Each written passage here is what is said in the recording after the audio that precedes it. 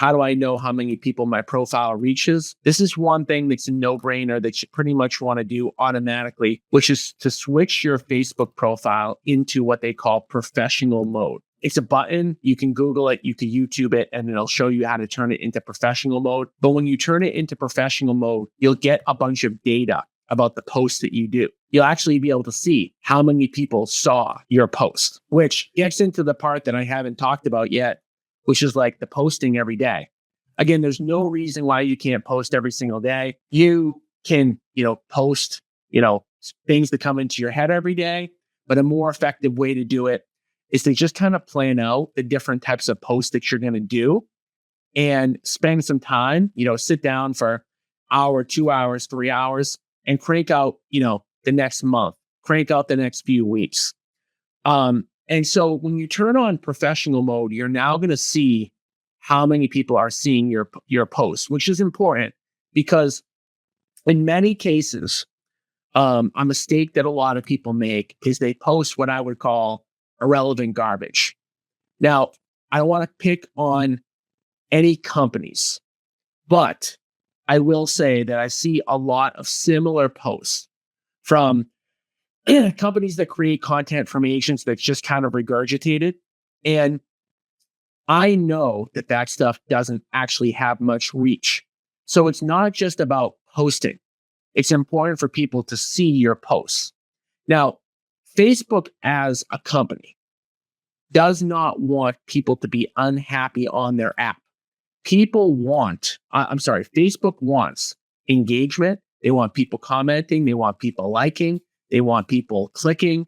And when you put out something that nobody really wants to see, and you're just putting it out there because somebody told you, like me, you've got to post every single day, what you'll notice when you have professional mode on is that you might have 5,000 friends, but only 50 of them saw the post. That's how you kind of know that it's not what Facebook wants. And when it's something that Facebook doesn't want, something that the users of Facebook don't want, when it doesn't get reach, it defeats the purpose. So I mentioned a second ago that I know that I reach about 30,000 people a month. Now, through this posting and looking at how many people see your post, you're going to get immediate feedback to say, oh, wow, I didn't realize so many people were going to like this type of post. So a little bit of trial and error in the beginning, based on your personality, based on literally how many people Facebook is showing. But, I kind of have a good idea now. If I do a post, okay, this one might reach 500 people. This one might reach 1,000. I think this one has a chance to, reach 3,000 people or 5,000 people. And I've had posts go viral and reach, 30, 40,000 people before, right? Sometimes you get a little bit lucky and whatever. But it's important to post every day. So in the beginning, you want to come up with content. Now, what type of content, do you want to post? Okay. So no doubt, whatever you post on social media has to be something that's reflective of your personality, not fake, represents who you are, and also something that you feel comfortable with. So you're not trying to create this fake personality, fake persona, because guess what? Everybody who's friends with you on your Facebook account already knows you, right? So you don't even need to do that. Like, you don't need to be funny if you're not funny, but if you're funny, be funny. You don't need to be, analytical if you're not analytical, but if you're analytical and you can come up with some good data that your friends who maybe you have in common with and are analytical will like to see, then do that. But come up with some things that people want to see. Okay.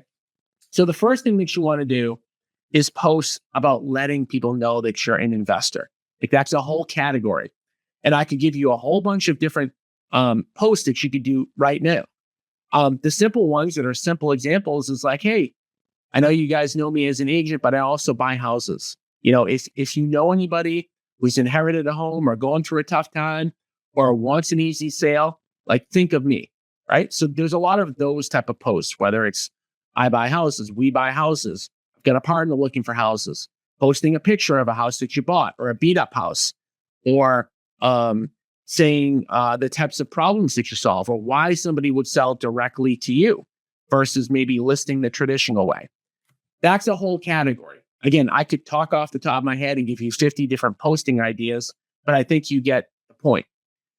Second thing that you want to do is post stuff that isn't even related to business. Okay.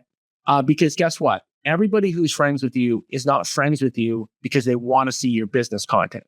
They also want to know about your personality. So again, I am not the poster child. I'm not the best at this.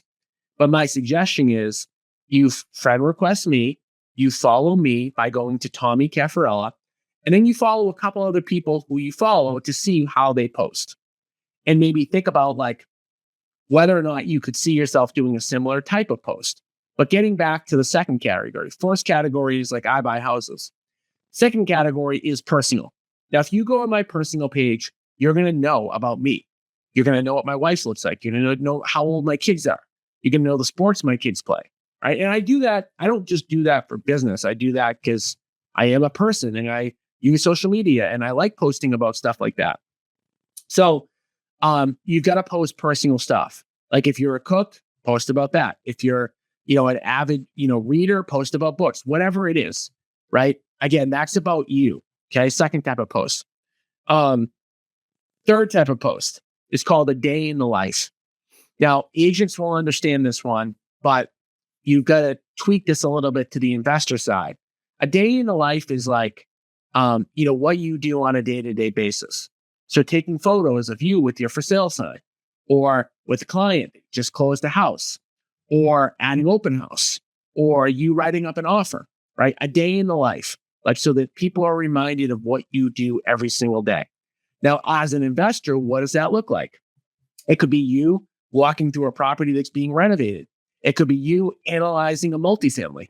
It could be you posting about, hey, I'm reading Rich Dad, Poor Dad. This is what I'm learning, right? So that's the third category. Again, come up with a bunch of things.